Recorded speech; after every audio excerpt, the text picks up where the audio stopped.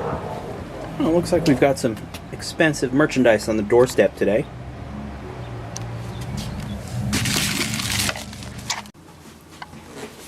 A couple of things I'm actually pretty excited about. Let's see what they are. This is my super manly purple box cutter.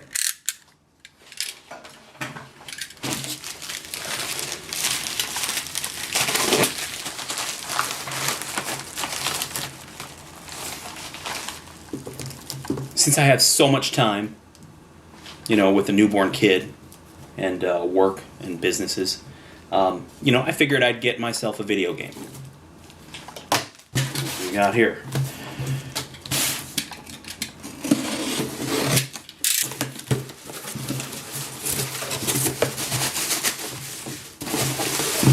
Nicely, securely packed.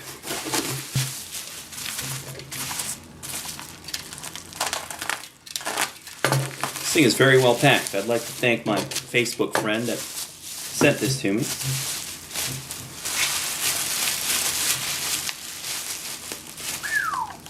It's a Yashica T4 Super. Now, a lot of you are probably familiar with this camera. It's a highly regarded camera. The lens is supposedly very, very sharp. I've owned a Yashica T2, or Yashica. I've always said Yashica. Could be Yashica. I'm going to keep saying Yashica, because that's what I've always said. Anyway, I've owned a T2, not the Contax T2, but the Yashica T2. I guess it has a battery in it. I guess the same lens. I found it at a flea market. I didn't see what the big deal with it was until I got the roll, a roll of film back that I had shot with it, and the pictures were really sharp. They were surprisingly sharp. Now, this is a camera with a good bit of hype surrounding it. If you're watching this, you're probably familiar with Terry Richardson. Whatever your opinion of Terry Richardson is, he's a big famous photographer that is known to have used this camera in the past, and I think that's part of why these are so expensive. I got this from a buddy in the Film Photo Gear group on Facebook. You should go join that group, Film Photo Gear. There's a link below. But a buddy of mine in that group was selling this for a really amazing price, so I jumped on it.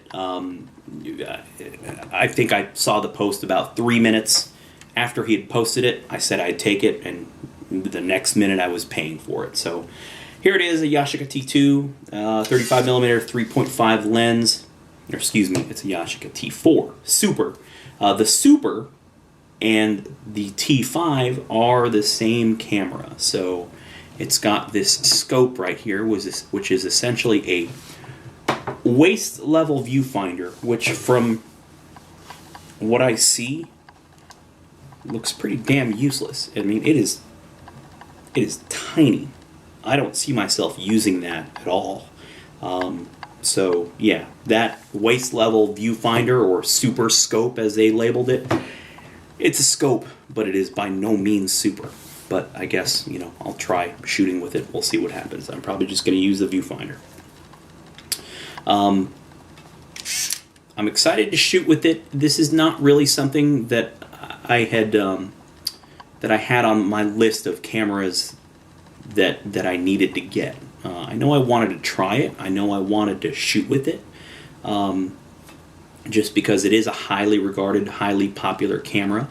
And I just wanted the experience of shooting with it and seeing what it's like to shoot with and seeing what the pictures are like.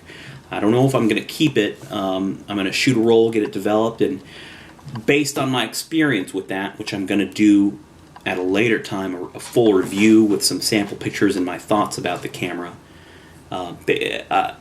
Based on my experience with that, I might sell it. I don't know. Stay tuned to find out, I guess. So I'm excited to shoot with it, and yeah, let's put some film in this thing.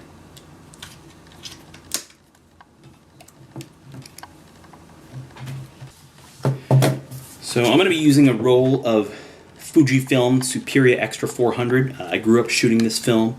Well, technically, I guess, as a kid I got a ton of film from Costco, their Kirkland brand film, which was this stuff. It was just rebranded with the Kirkland brand. Now, I'm also aware that they also rebranded some AgFa, but it kind of depends on when you bought it and where you bought it. The stuff that I always got, you know, if you look at the negs, the markings it's very obviously Fuji stuff. So I grew up shooting this film. I love the way it looks.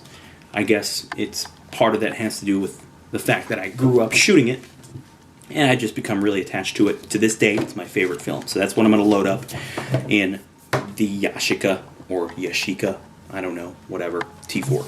Let's load it up. Pretty simple loading system. If you've ever loaded a compact automatic 35mm camera, then I think you know how to load this thing.